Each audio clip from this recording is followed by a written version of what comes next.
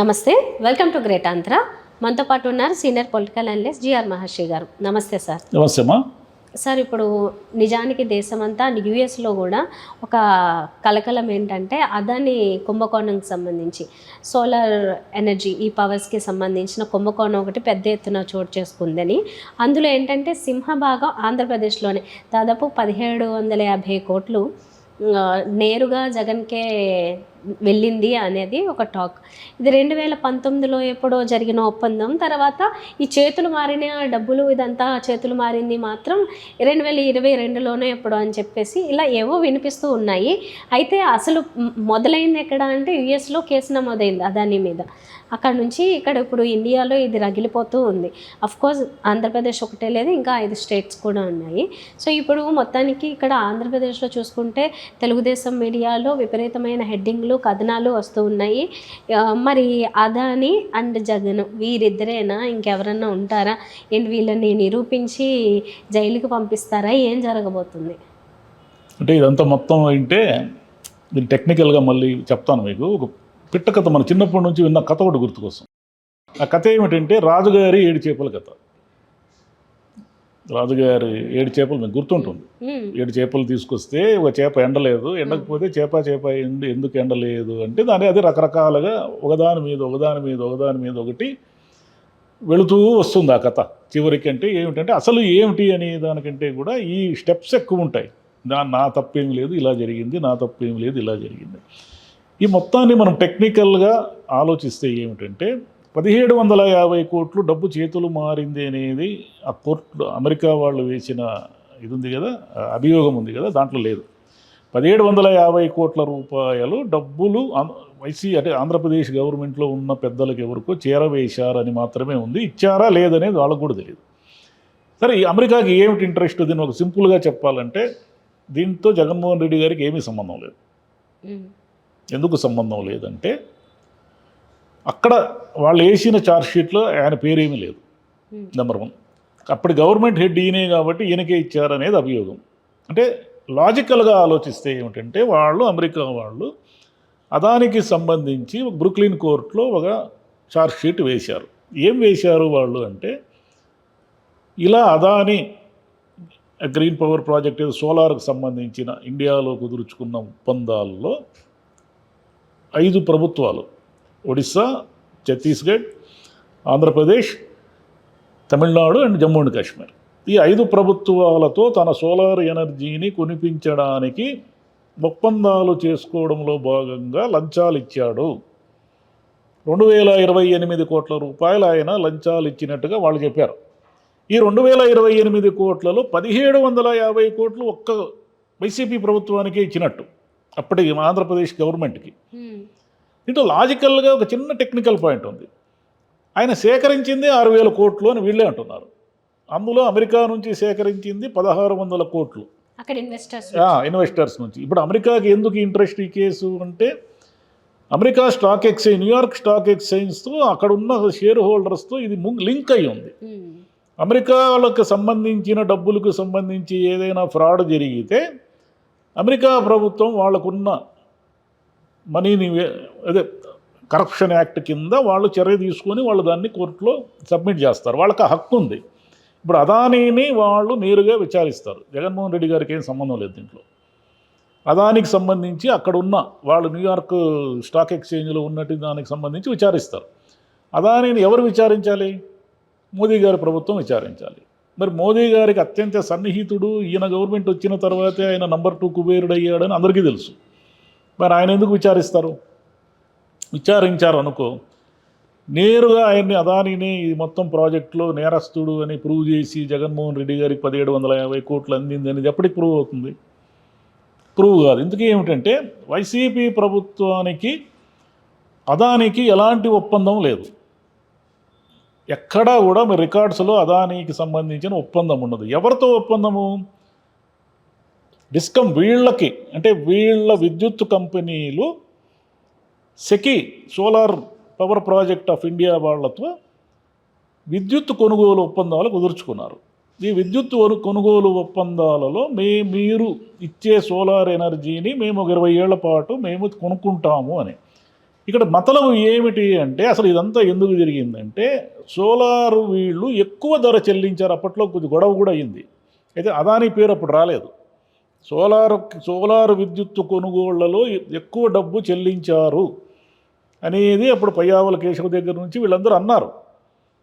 అంటే అక్కడ ఇంకొక ట్విస్ట్ ఏంటంటే దీంట్లోన ఆంధ్రప్రదేశ్ రాష్ట్ర విద్యుత్ సంస్థ ఎవరితో ఒప్పందం కుదుర్చుకుంది? కేంద్ర విద్యుత్ సంస్థతో సోలార్ విద్యుత్ సంస్థతో ఒప్పందం కుదుర్చుకుంది. కేంద్ర ప్రభుత్వ సంస్థతో రాష్ట్ర ప్రభుత్వ సంస్థ ఒప్పందం కుదుర్చుకోవడంలో చేతులు డబ్బులు ఎందుకు మారతాయి అని ఎవరికైనా డౌట్ వస్తుంది. రెండు ప్రభుత్వ సంస్థలు అయినప్పుడు ఎందుకు ఇస్తాయి డబ్బులు?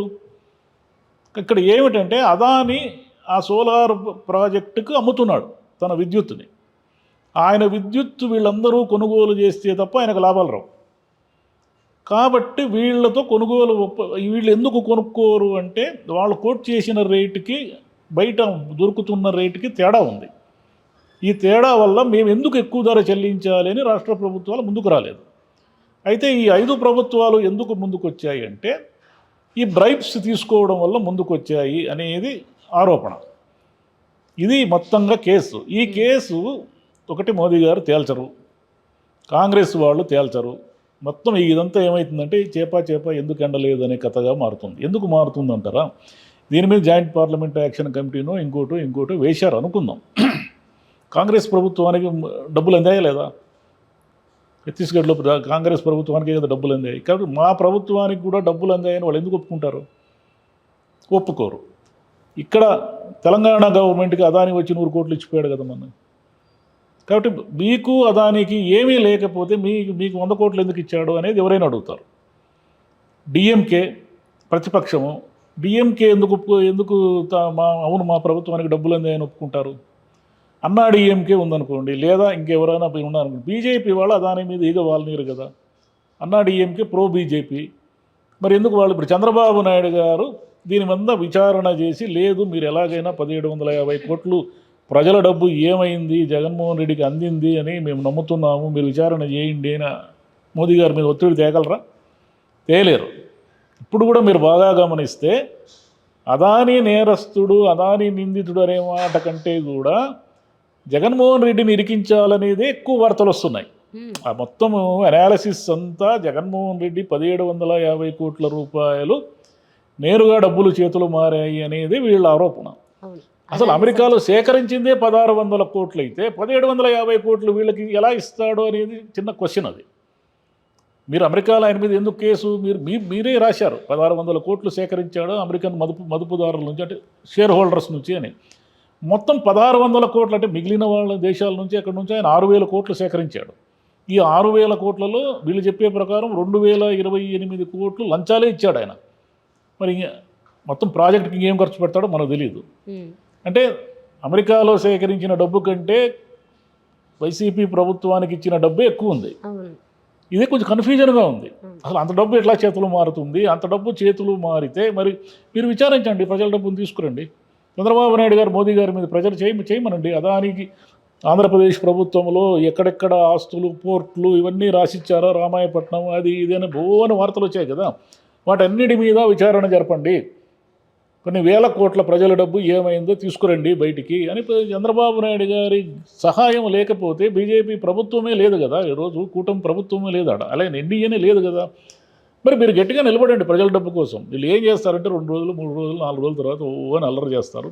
మహా అయితే పార్లమెంటరీ కమిటీ వేస్తారు, పార్లమెంట్లో వాకౌట్లు జరుగుతాయి, నిరసనలు చేస్తారు, అన్ని పార్టీలు సైలెంట్ అయిపోతాయి. ఆ తర్వాత అదాని అక్కడ ఏదో కేసు, అంటే అమెరికా వాళ్ళు ఏదో చాలా తెలివైన వాళ్ళు, అక్కడ చట్టాలు అద్భుతంగా ఉంటాయి, నేరస్తులు ఎవరు తప్పించుకోలేరు, ఇలా మాడుతుంటారు. అంత తెలివైన వాళ్ళు అయితే ట్రంప్ను మళ్ళీ గెలిపిస్తారు వాళ్ళు. అంత తెలివైన వాళ్ళు అయితే ట్రంప్ చేసిన విచిత్రమైన విన్యాసాలు ఎవరైనా చేశారా? ఆయన నేనే అధ్యక్షుడిని అని ప్రమాణ స్వీకారం అప్పుడు కూడా వీరిద్దరు చచ్చిపోయారు కదా కాల్పులు జరిగితే. మరి అంత వైలెన్స్కి దేశ అధ్యక్షుడే పాల్పడితే అతన్నే మళ్ళీ గెలిపించారంటే ఆడేం పెద్ద జీనియస్లు మేధావులు ఏం లేరు. ఆడ చట్టాల్లో ఉండాల్సిన లోపల 190 ఉంటాయి. కాబట్టి ఇదంతా చాలా ఊరికే ఆజుగారి ఏడు చేపల కథలాగా అటు పోయి ఇటు పోయి ఎవరో అదాని కంపెనీలో 5 ఉద్యోగులు ఈ డిస్కమ్ కంపెనీలో 5 ఉద్యోగులు సస్పెండ్ అవ్వడంతో ఈ కథ ముగుస్తుంది. కావాలంటే ఇదే జరుగుతుంది. వారం తర్వాత దీన్ని ఎవరు పెద్ద మాట్లాడరు. ఓకే. ఎనిమిదో రోజు కొత్తది వస్తుంది రంగంలోకి. ఇప్పుడు ఊరికే గలాట చేస్తారు అంతే. ఎన్ని కుంభకోణాలు వినలేదు. అదాని ప్రధాన నిందితుడు అని కాకుండా జగన్మోహన్ రెడ్డి ప్రధాన నిందితుడు అన్నట్టుగా వచ్చాయి కథనాలన్నీ. 1750 కోట్లే చేతులు మారి ఉంటే మీరందరూ మరి ప్రజాస్వామ్యానికి కట్టుబడి ఉన్నవాళ్ళు చంద్రబాబు నాయుడు గారి దగ్గర నుంచి అందరూ పవన్ కళ్యాణ్ గారి దగ్గర నుంచి అందరూ డెమోక్రసీ గురించి మాట్లాడేవాళ్ళు, ప్రజల సొమ్ముకు జవాబుదారీగా ఉండేవాళ్ళు, ప్రజల సొమ్మును దుర్వినియోగం కాకుండా కాపాడేవాళ్ళు కదా మీరంతా. ఇది అదాని మీద యుద్ధం చేయండి చూద్దాం, మోదీ గారి మీద యుద్ధం చేయండి మీ వల్ల అయితే. పిఎస్సి చైర్మన్నే పెట్టట్లేదు మరి ఏ ఊరికే ఊంకరింపులు 2 రోజులు అంటే ఎలాగో ఒకలాగా జగన్మోహన్ రెడ్డిని ఇంకొంచెం డిఫేమ్ చేసి ఇంకో ఇంటర్నేషనల్ స్మగ్లర్గా అంటే ఇంటర్నేషనల్ క్రిమినల్గా ఆయన్ని మార్చడానికి జరుగుతున్న ప్రయత్నం ఇది. విషయం ఏంటంటే అదానికి ఆంధ్రప్రదేశ్ ప్రభుత్వానికి ఏ ఒప్పందం లేదు. చేతులు మారాయి అని వాళ్ళు ఎవరో చెప్తున్నారే తప్ప, అమెరికాలో ఉన్న చార్జ్షీట్లో చెప్తున్నారే తప్ప చేతులు మారాయి డబ్బులు అనే దానికి ఏ ఆధారాలు లేవు. ఎక్కడి నుంచి తెస్తారు ఆధారాలు? ఎక్కడి నుంచి తెస్తారు? అసలు మీతో ఒప్పందమే లేనప్పుడు ఆధారాలు ఎక్కడి నుంచి తెస్తారు మీరు? మీ అదానితో ఒప్పందమే లేదు. ఒప్పందం వల్ల ఎవరు? సోలార్ సెకీ వాళ్ళతో ఒప్పందం. సెకీ వాళ్ళు చెప్పాలా? సెకీ వాళ్ళు ఏం చెప్తారు? మాకేం సంబంధమయ్యా, మేము సోలార్ విద్యుత్ అమ్మడానికి మేము అగ్రిమెంట్ కుదుర్చుకున్నాము, ఆంధ్రప్రదేశ్ ప్రభుత్వం మాకు ఇంత డబ్బులు ఇవ్వడానికి ఒప్పుకుంది, దీంట్లో మాకేం సంబంధము? మాకు అదానికి ఆయన సోలారు సరఫరా చేస్తాడు, మేము వీళ్ళకి అమ్ముతాము. అంటే ఈ దేశంలో విద్యుత్తుని ప్రైవేట్ వ్యక్తులు అమ్మడానికి లేదు. తయారు చేసినప్పటికీ కూడా ప్రభుత్వానికే అమ్మాలి దాన్ని. ప్రభుత్వమే విద్యుత్తును సరఫరా చేస్తుంది, ప్రభుత్వం చేతిలోనే ఉంటుంది విద్యుత్ అంతా. కాబట్టి ఇప్పుడు ఆయన అదాని కుదుర్చుకున్న ఒప్పందం ఏంది? సెకీతో ఒప్పందం కుదుర్చుకున్నాడు. మేము విద్యుత్ అమ్ముతామయ్యా బాబు, మీకు మీరు ఆయా రాష్ట్ర ప్రభుత్వాలకి అమ్ముకోండి, మా డబ్బులు మాకు ఇవ్వండి, 20 ఏళ్ళు మన మధ్య ఒప్పందం అని కుదుర్చుకున్నారు. కాబట్టి ఈ ఒప్పందాలన్నీ తికమక్కగా ఉన్నాయి. దీంట్లో అమెరికా పౌరులకు వచ్చిన నష్టం ఏమీ లేదు. ఇంకా దివాలా తీయలేదు కదా అది. మీరు చెప్తున్న గ్రీన్ పవర్, అజూరు ఇవన్నీ కూడా ఇంకా ఏం దివాళా తీయలేదు. ఊరికి మీ అనుమానం మాత్రమే. సంథింగ్ రాంగ్ అనేది మీ అనుమానం మాత్రమే. కాబట్టి మీ దేశంలో ఉన్న చట్టం ప్రకారము మీ దేశ పౌరులు పెట్టుబడులని మీరు కాపాడుకోవడం మీకు అవసరం కాబట్టి మీరు ఇది ఛార్జ్షీట్ ఫైల్ చేశారు. ఈ ఛార్జ్షీట్ని ఎలా ప్రూవ్ చేస్తారు? ఎప్పుడు ప్రూవ్ చేస్తారు మీరు? టెక్నికల్గా మీ ఎవరి వల్ల కాదు ఇది. రైట్, చూద్దాం సార్ ఏమవుతుందో. మరి అల్లరవుతుంది, వారం రోజులు అల్లరవుతుంది.